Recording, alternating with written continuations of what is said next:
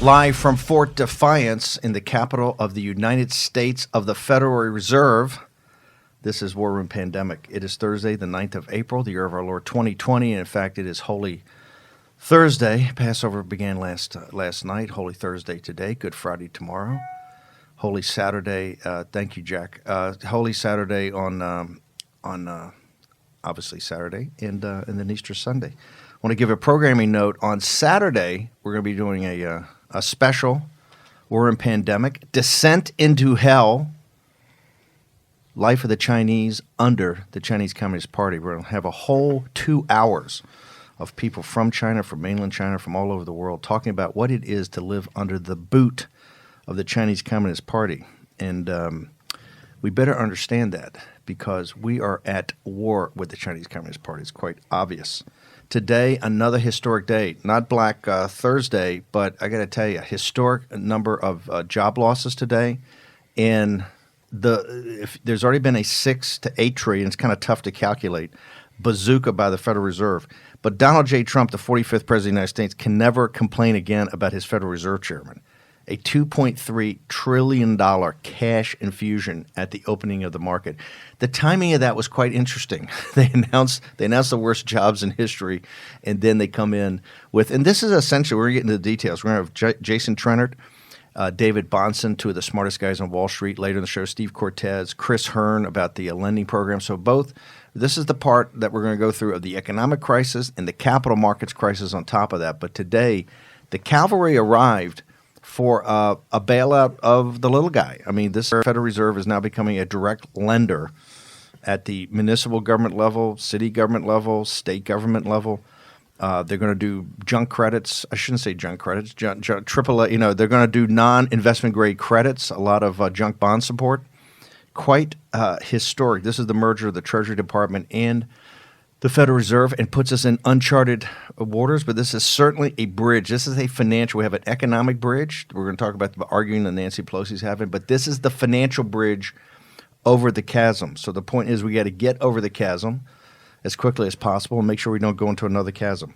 The John Fredericks Radio Network, America's Voice.news, that's Dish 219, Newsmax TV, now in 70 million homes under the leadership of Chris Ruddy, FM 99.1, 103.9 in Chicago and throughout the world on Nexus IRS later in the day, subtitled in Mandarin, and we appreciate all the comments and all the nice retweets or how you guys push this on Facebook and other methodologies by G News. Just fantastic.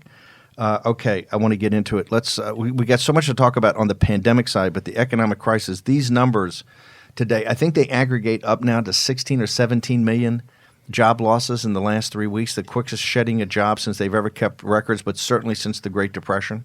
And the question is going to be, is this going to be a short-term? We understand by fiat, by proclamation, we've essentially shut down the economy throughout the United States.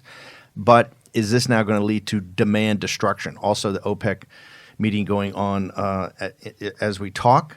A lot of discussion about should we be harder in telling the Saudis and folks what to do. I know all the people in the fracking industry out west. So I want to turn over to – I want to hear – before we get into it, we've got many guests today on the financial side, but I want to see where everybody stands right now.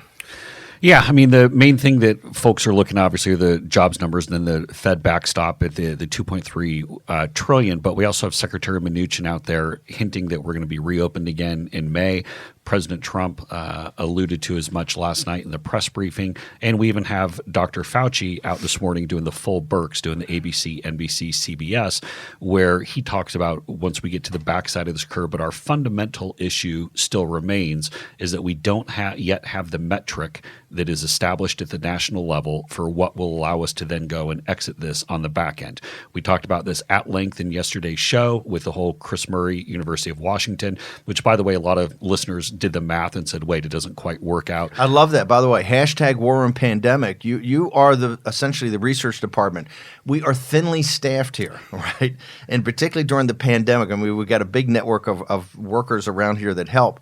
but all your help, and that was good. They came back and said, hey, the math doesn't work. So you redid the math. So I redid the math. If you go by the adult population in the U.S., then you go by the 0.3 per million, then you get to the 60 deaths per day. That would be on the back end. But again, even that on the Chris Murray University of Washington, that's the beginning of June. So we have this issue coming up where President Trump, and I think the country overall, wants to get reopened. People are getting cabin fever. People are losing jobs. People are going crazy here, and it's not enough just to do the – But Dr. Fauci, do we have some polls? Dr. Fauci, here's still the point. It's still too imprecise.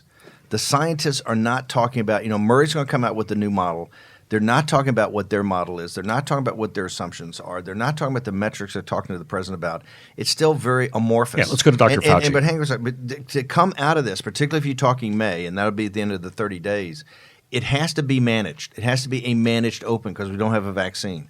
That managed open's got to be a close-run thing. I mean, they had Bill Gates on today with CNBC, and they're talking much later than May. So if it's going to be May, it's got to be a close-run, tight thing that we really need to have all forces brought together. And let's go to Fauci because I still think we're just getting too many generalities. The initial projections, which took a lot of people's breath away, was potentially 100 to 240,000 deaths in this country. Now we have data, not just models, but actual data to plug in and assess. Do you think the number of fatalities in this country will be significantly lower than the 100,000 to 240,000 first projected? I do, and I believe that the mitigation, I think the American public have done a really terrific job of just buckling down and doing those physical separation and adhering to those guidelines. As I've told you on the show, models are really only as good as the assumptions that you put into the model. But when you start to see real data, you can modify that model. And the real data are telling us that it is highly likely that we're having a definite positive effect by this mitigation things that we're doing, this physical separation. Tell me what that number is. This is once again, Dr. Fauci is just happy talk. You've got to put the number onto that so we know what the actions did because this is also going to go forward. I think until Birx and Fauci come out with, he's right, their assumptions, their model, what the actions they've recommended to the president that have been taken, obviously at the state level, how they've had an impact, right, and the marginal utility of those going forward. And what's happening is you get closer and closer to the end of the 30 days to save America. As you get closer to the end of this, it's still uncertain. I mean, look at the last night tweeted again, the governor of the Supreme Court justice, who's now the governor of Puerto Rico. She must be listening to the show. What did she tweet? Please will the FAA please stop the flights coming from New York City from JFK to Puerto Rico. And here's why these numbers are so important, or one of the reasons why. It's probably Monday or Tuesday, I'm guessing. Chris Murray, University of Washington, the IHME, he's going to come out with revised numbers that say here's what the hospitalization and death numbers will look like if we lift all of these social distancing efforts at the end of April. He's going to come out with a specific to that. Those numbers are going to jump way back up. But I want to go, Steve, as we've talked about, the whole issue here are the antibodies, being able to get that out. We heard something new from Dr. Fauci this morning.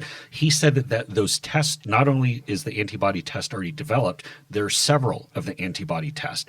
But as I want to play Dr. Fauci, but then Scott Gottlieb was on CNBC saying, talking a little bit about this. Well, let's play Dr. Fauci here. I'm saying.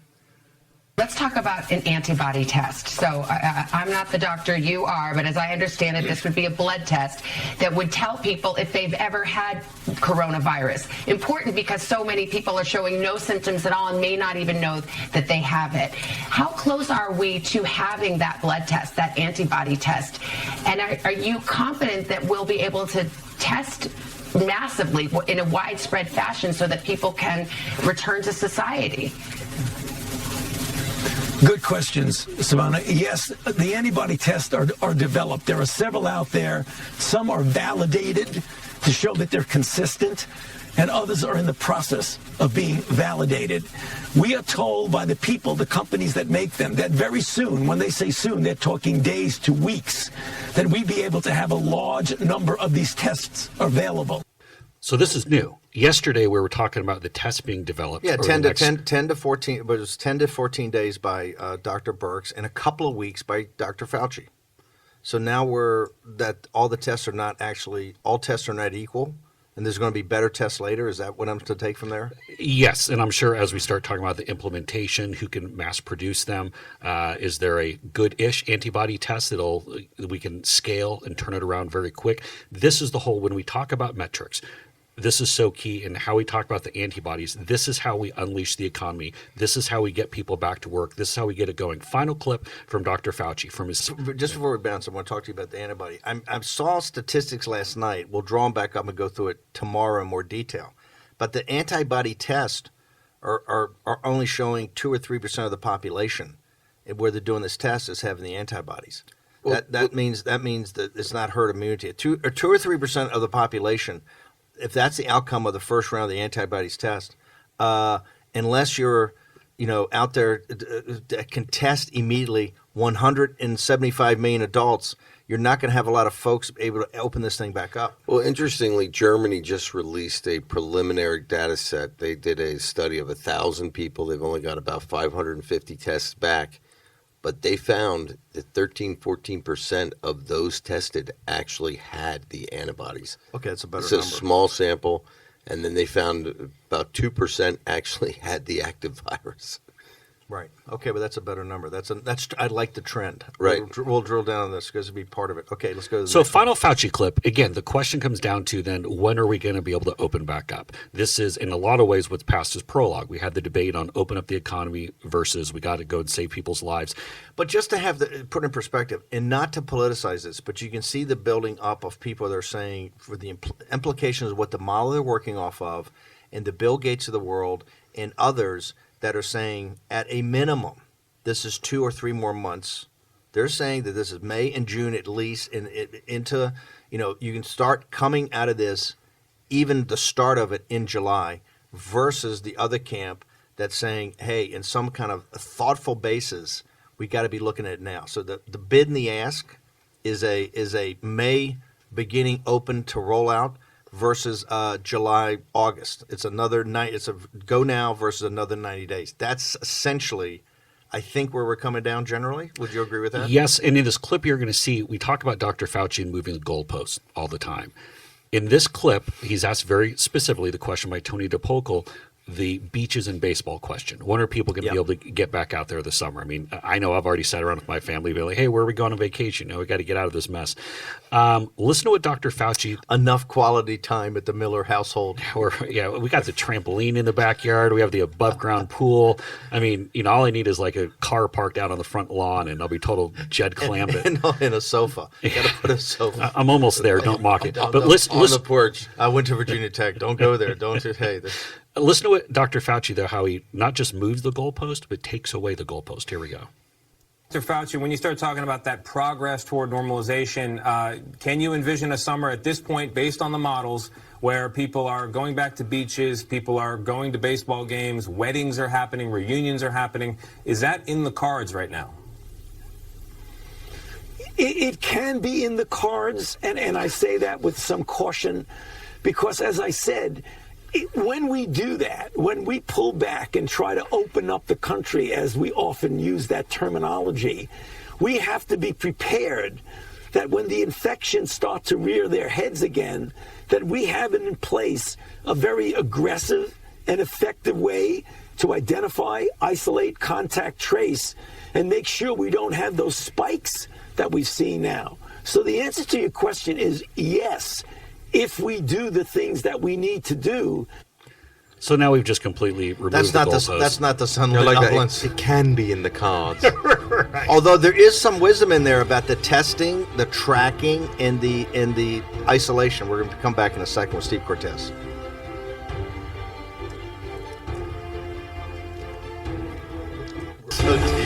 War Room Pandemic with Stephen K. Bannon.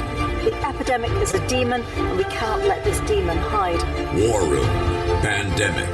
Here's your host, Stephen K. Bannon. Welcome back to the War Room. It's Holy Thursday, the 9th of April, the year of our Lord 2020. We're going to get into all this. We're going to get back to Fauci and Tedros and the whole gang, but I want to bring on now Steve Cortes. Steve is the spokesman for the PAC supporting President Trump. You know him as a Fox News contributor, as a CNN contributor. He and Jason Miller did a couple of years in the trenches there.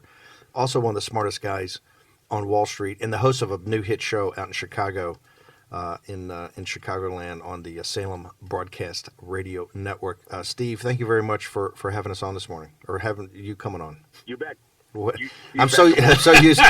Raheem was so in my ear about how he had such a great performance last night. I couldn't shake it. I wanted to have you on after your Varney hit on Fox Business. You and I have talked, for hours offline about what's going on here financially. Did you anticipate this kind of bazooka, this $2.3 trillion bazooka, to really support the little guy that came out from the Fed? No, I really didn't, honestly. And, I say that as somebody who spent 25 years trading financial markets. I didn't think they would come with this kind of just kitchen sink approach and throw everything at the markets. Stocks are liking it today. That's not a big surprise. Here's the problem, though, Steve. What the Fed can do, the Fed can support asset prices, and it's done a great job of that in recent weeks. The Dow Jones right now is believe it or not, it's 30% higher than the March lows. I mean, that was just a few weeks ago.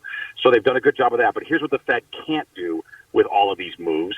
It can't support on-the-ground Main Street demand. And that's my biggest worry, is not so much asset prices. It's the demand destruction that I'm worried is going on because of this shutdown. When you shut down a country like America, a country of doers and dreamers, a country that works, that's frenetic, when you shut us down for 6 weeks and put this many people out of work, I worry about lasting demand destruction. And that's why I'm still advocating for what the Fed is doing is fine, but we need that plus. I also believe to restart and rejuvenate demand in this country, I think we need a tax holiday. So I'm trying to promote, I like the bowling plan. I want bowling plus Cortes.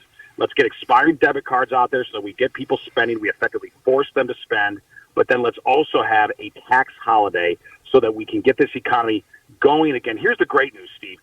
President Trump created the best job market for working class citizens probably in the history of the United States. I mean, just weeks ago, we were enjoying that Trump boom. We can do it again. We have the right man as president, the entrepreneur in chief, but he needs the right tools. And I think one of the tools would be a tax holiday, meaning tax rates, federal tax rates go to zero. We don't collect taxes for the near term, perhaps even for the rest of the year, at least for working class, middle and lower income folks. I really believe that is what is also needed to get this economy on the tracks again.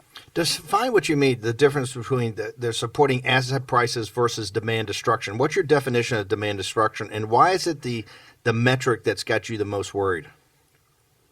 Right. No. So let me be very concrete here. We had a horrific jobs number today, right? 6.6 million more people. And by the way, these numbers, that does not include last week's, right? So these are new jobless folks. So we have 16 to 17 million newly unemployed Americans. When I say demand destruction, those people obviously who are out of work are not going to, their demand, their willingness to go out and spend is obviously going to be extremely constrained. But it's not just those people. These numbers are getting so big now with 17 million new out of work that almost every American has somebody pretty close to them who's lost their job. So even if you still have your job, you're going to be reticent to spend, right?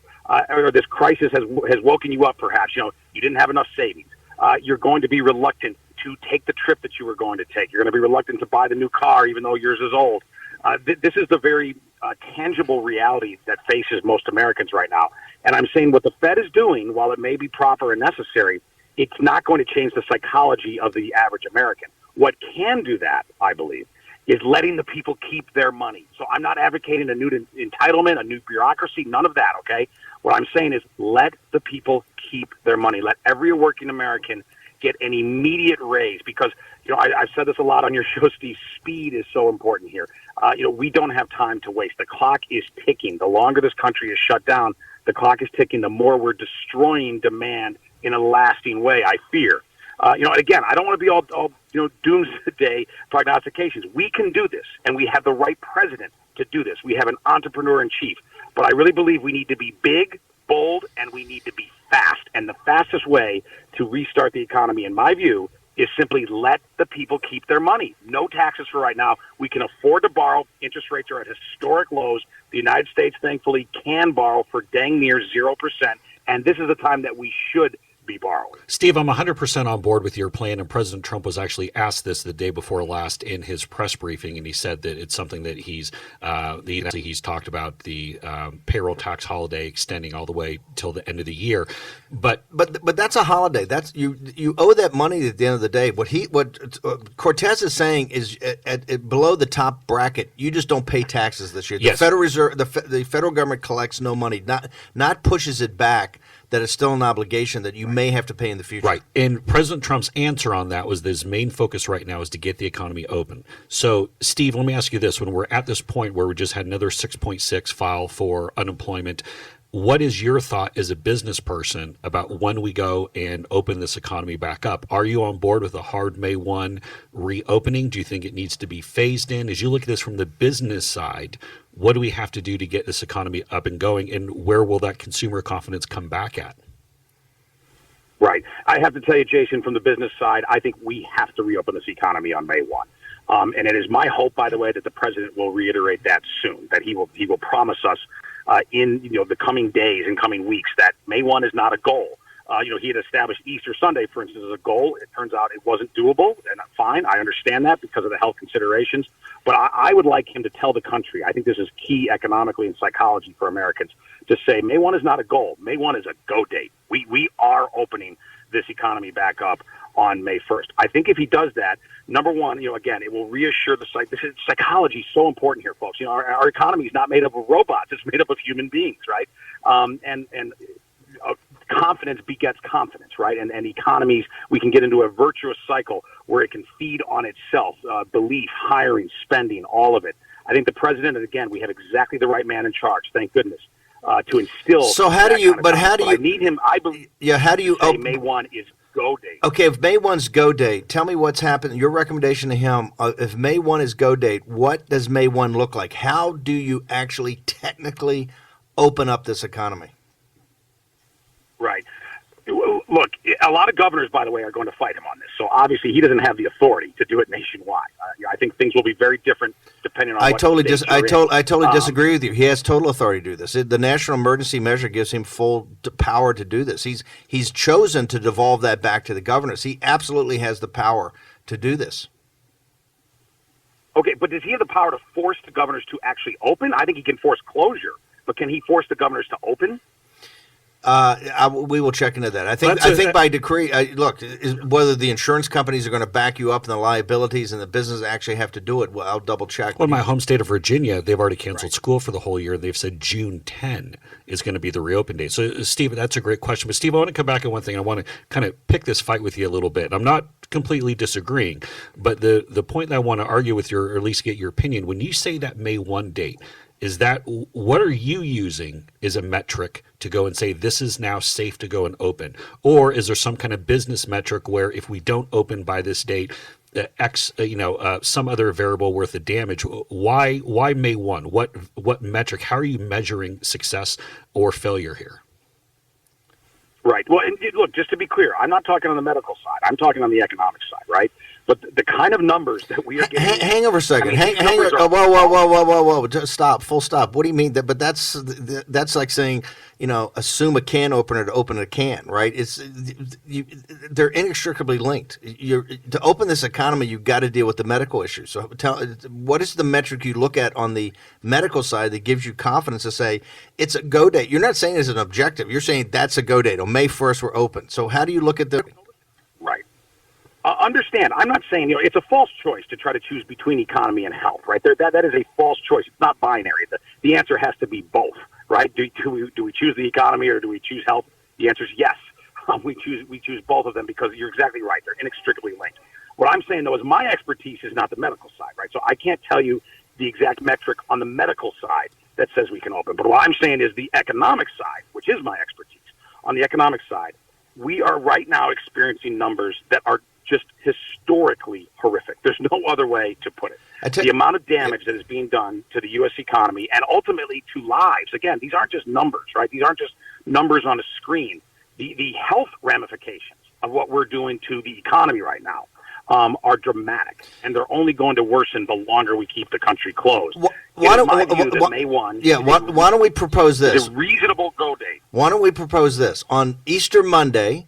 on our show, in the first hour, we have Steve Cortes back, a guy we love and work with all the time, to give us your 5 things that have to happen on go date 1 May. Okay, you can think about it over the Holy Weekend, and would love to have you back. You know, we admire you tremendously. You're one of the few guys that gets it both, and also I know you are with us, and that we want to welcome aboard all the Bernie bros, all the men and women support Bernie Sanders. Yes. That we admire you, we admire your movement, and we know that you're going to be with President Trump. You're economic nationalist, you're anti-CCP. That you're going to be supporting President Trump up in Michigan, up in Wisconsin, up in Pennsylvania, because the globalist Beijing Biden, who's bought and paid for, Beijing Biden, who's bought and paid for by the Chinese Communist Party, is not going to represent the Bernie movement. As you agree with that, you got 30 seconds, Steve. You agree with that? 100%. Yeah. To the Bernie supporters out there, we respect and understand your movement. There are areas we disagree. I won't insult your intelligence, pretend otherwise, but we agree on China. And that is the existential issue of the 2020 election. The Bernie bros and the Bernie sisters, you belong in the Trump train. You cannot vote for Beijing Biden. He has been selling out American workers to China for decades. Steve Cortes got the big hit radio show out in Chicago. We're gonna get your Twitter handle up, Steve. Thank you very much. We're gonna take a short commercial break. It's tough to top Cortes. We're gonna take a short commercial break. Be back. War and Pandemic in just a moment.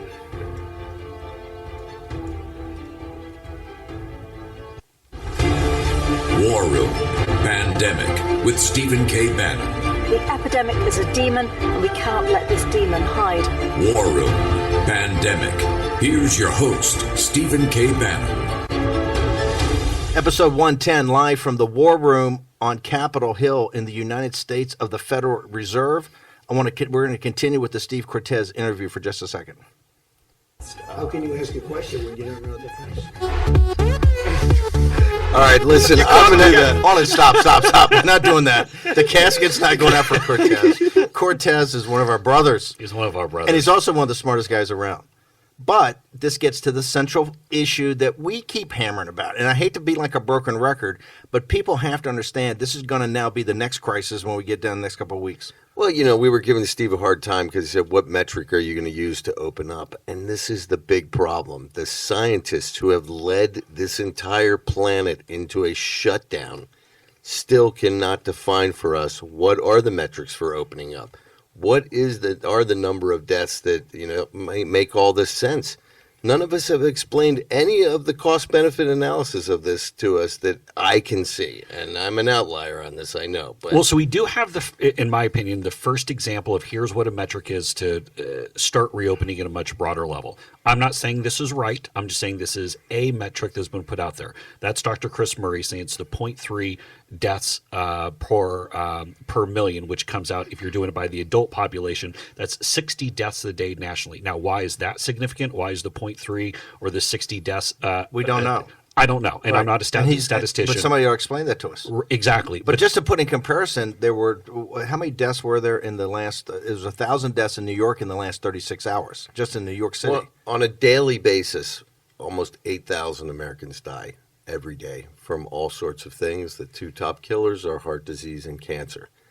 So if you're adding 60 excess deaths to an average of close to 8,000 every day, that's a very minimal amount. No, I'm saying right now from COVID, from CCP virus, how many deaths per day? We saw 1,000 in the last 1,973 over the last week. Okay, so you got to go from 1,973 to 60. I'm just saying in Murray's model. Right. The one that the White House continues to put up there on the stage, I respectfully submit that 60 number, when he looks in the model, is not going to be to magic number August, right? This gets to the Bill Gates, May, June, July, you're still going to be shut down, which is not what the White House is doing, not the plan. The plan is to open up in May. And I think that's why I think they have to come forward now with here's our model.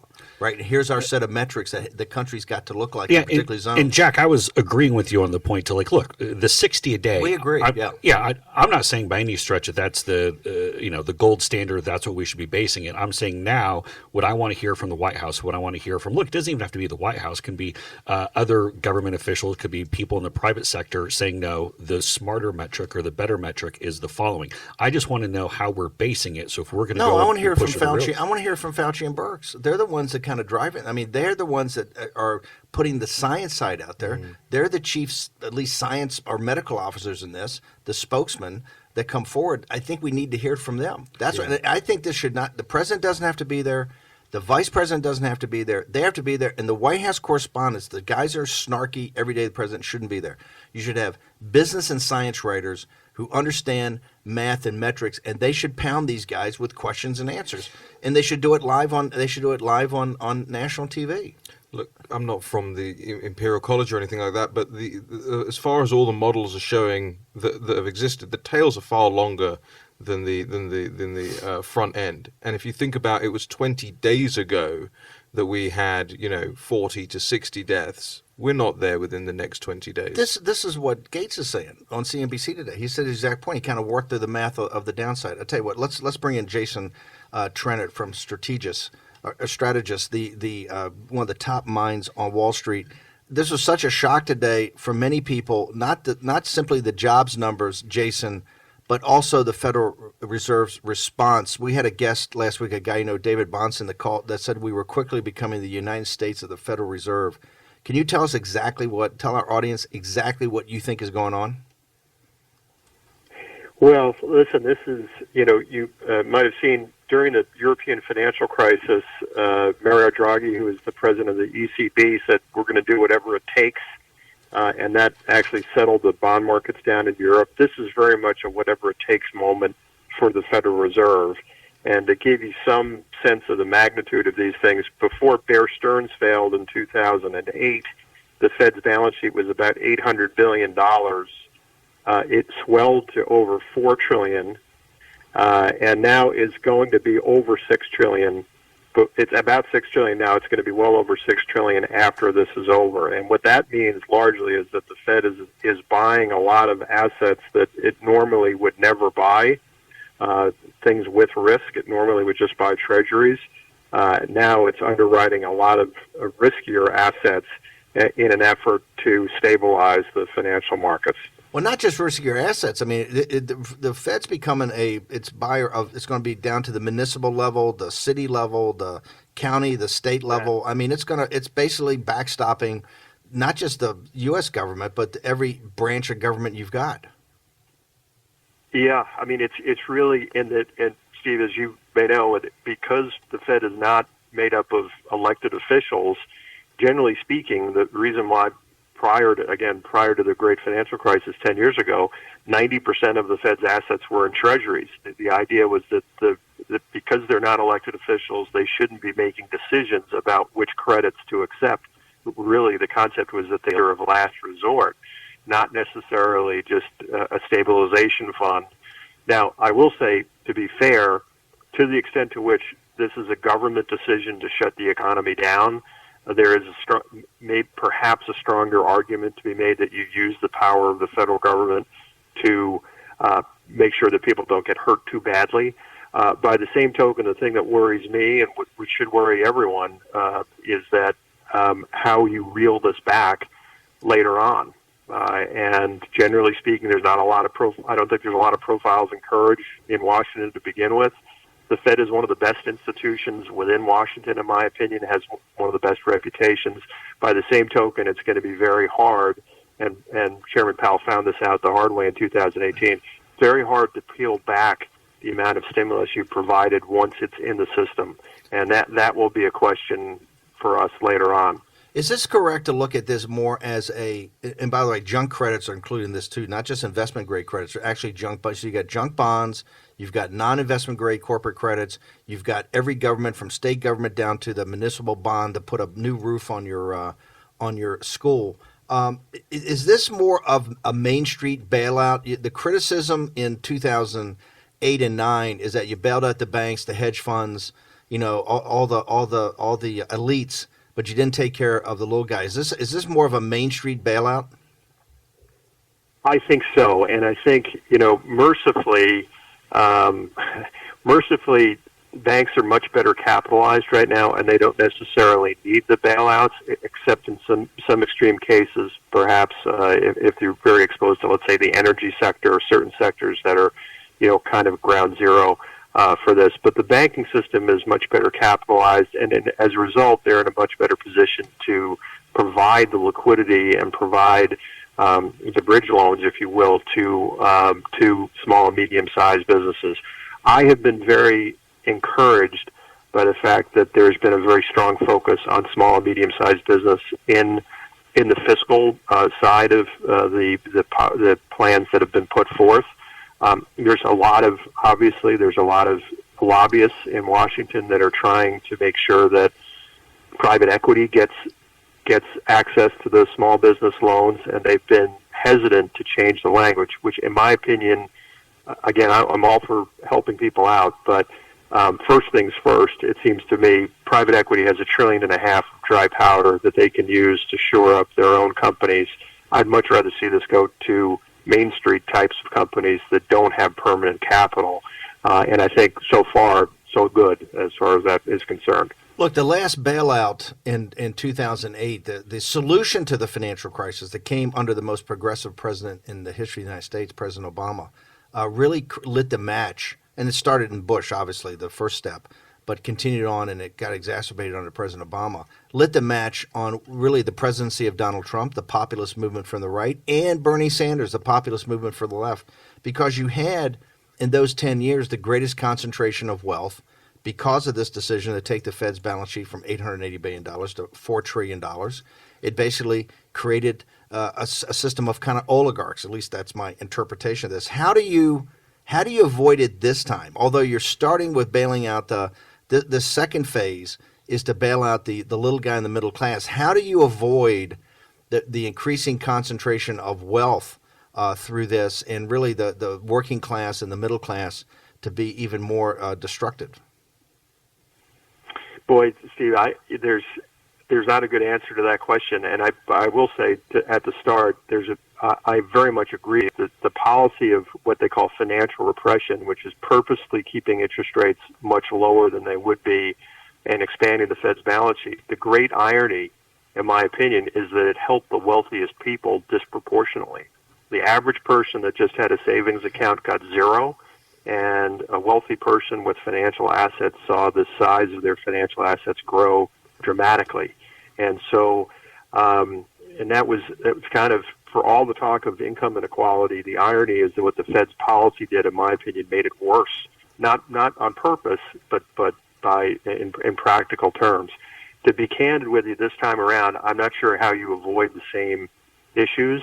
When you get into situations like this, you kind of have to bail out the guilty and the innocent at the same time. And the question will really be later on is whether this becomes a permanent state of affairs or whether you can reel it back. And that's the problem, in my opinion, with the first rounds of QE, is I was very much in favor of QE1 and QE2, but once you started to get into QE3, QE4, QE infinity, those inequities started to become much more entrenched, and that to me is going to be the issue. You can't really worry about right now. It's the innocent and the guilty are going to get bailed out at the same time. But if you want the innocent to prosper more, there is going to have to be more of a focus on getting the economy back to allocating capital efficiently, not through government action primarily. Jason Trennert, thank you very much for joining us today from Strategist, one of the top strategists on Wall Street. Really appreciate you coming on. Thank you, sir. We throw it open to we'll go to Jag Maxey. The Paul Ryan eat your spinach austerity republicanism is essentially gone. I mean, it's just that's a brutal reality. Here you're going to have, he says, the Fed's balance sheet. Remember, President Trump took $1 trillion. The reason this is important in your life is that President Trump took $1 trillion off the Fed's balance sheet in his first 2 years of his administration.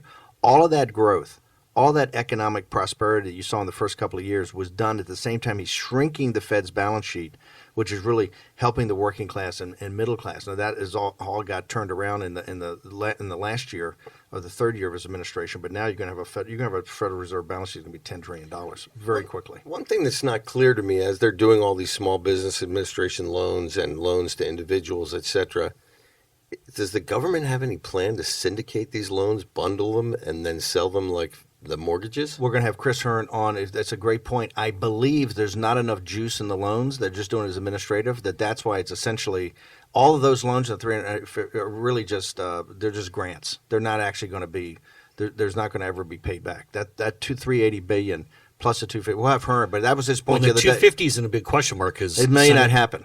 Well, at least not until Dems get a bunch of goodies out of it. Well, and also the banks though have to retain 5% of these loans on their balance I think sheets they may. too. I think that all may be waived. We'll get Hearn on here. In fact, it's so great you tee that up. Chris Hearn is the answer man from the number one commercial lending. He's going to answer those at 11 o'clock. Take a short commercial break. We'll be back in the war in a second.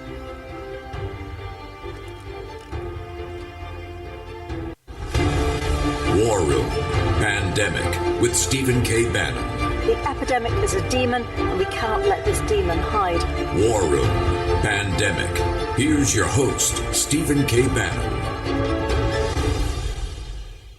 Another one of the most historic days in American history, not just American financial history, but this is where, as Jason Trennert just laid out, that this is an entirely new animal. This is the Federal Reserve, the central bank of the United States, lending directly to every part of every asset class out there. Right now, they're talking even private equity wants in on the business, but you got from corporate credits to AAA credits to junk bonds. All the way down to the county municipal. They're going to back the muni market. They're trying to do. They don't want asset deflation. This is the nervousness. This is why you've seen the second. The first one was a bazooka. This is kind of a howitzer, right? Because this is so dramatic since the Fed's never even contemplated anything like this. And the private equity seems a little bit opportunistic. I mean, I guess little bit. I guess I can see support for operating businesses that they already own. But let's face it, this is going to be a vulture's market for those guys. But you also have to understand there's got to be tight restrictions. To me, the money's going in about the. I don't even know if you go back and do the I would say start looking at the carve backs on the stock repurchases by particularly the airlines. Right, there may have to be some. First off, you shouldn't do them for the next 10 or 15 years, or 20 years, or in perpetuity. But you got to look at the private equity. If you're going to go in, if they got individual companies that need to be bailed out to fall into this thing to keep employment, that's one thing. But they got to give up the management fee. They got to give up 20% of the ups. I mean, the private equity is the ticket to nirvana, right? You get 20% of the. It's all pension fund money too. It's all your money. Every time we talk about this stuff, remember, it's if you've got a pension fund, right? If you either a corporate pension fund, if you get some pension fund, that institutional money is what backs all this up. And so that's one of the arguments they make when they go in there. Hey, we're trying to protect the pension funds, but they never talk about their skim off the top and what the payments they make on top. Well, hopefully in the second hour get to Ray Daly. If not, we'll get to tomorrow. There's an interesting thing about this. You're seeing this happen in education, higher education. All these universities are getting slammed. First of all, their endowments took a huge hit, like everyone else's portfolio.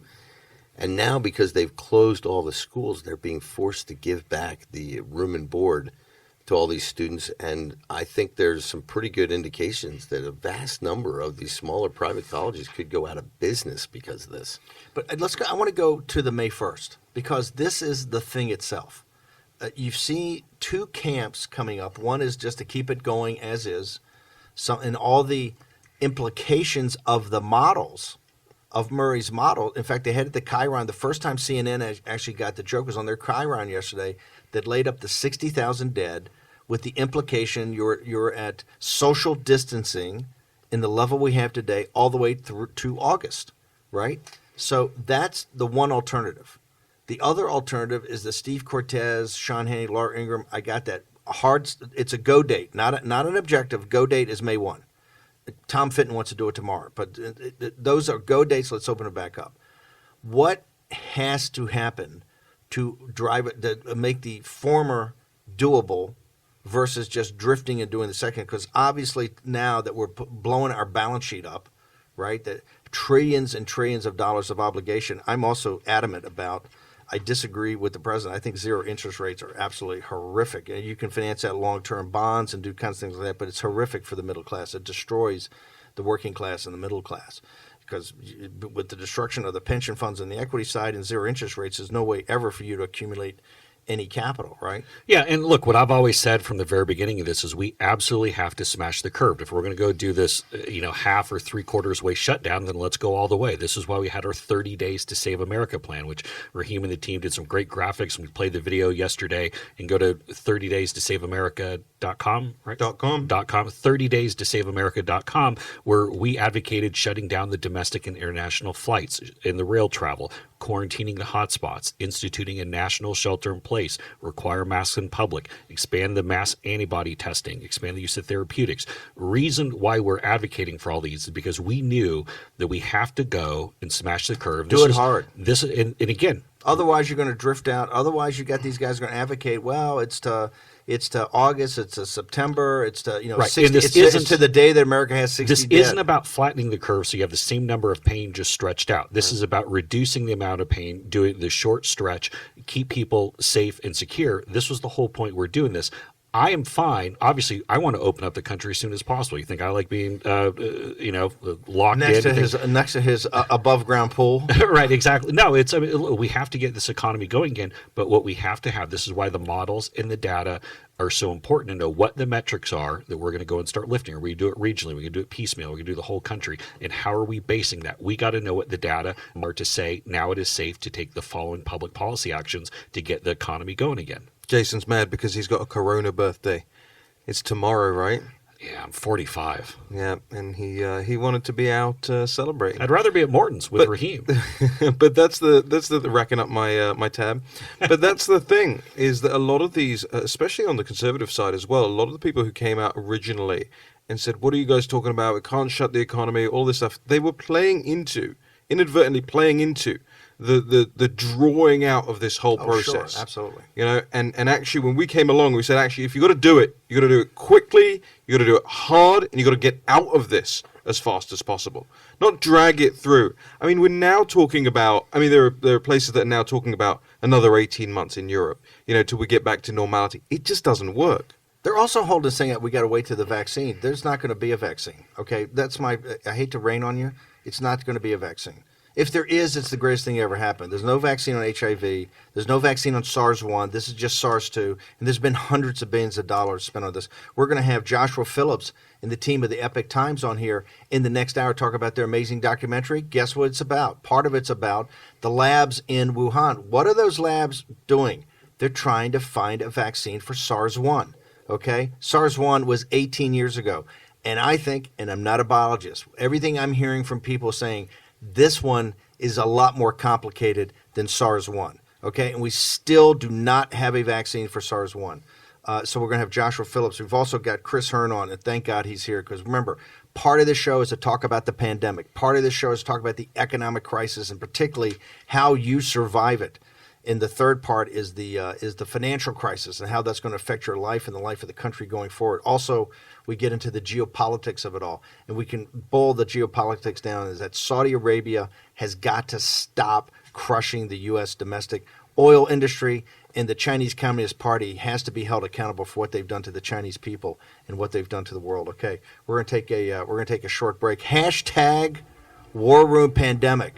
It's a big show today. It's another historic day when the history of this thing's written this Thursday, Holy Thursday, when the Federal Reserve stepped in with $2.3 trillion to back up Main Street and totally redid 200 years of what they've been doing.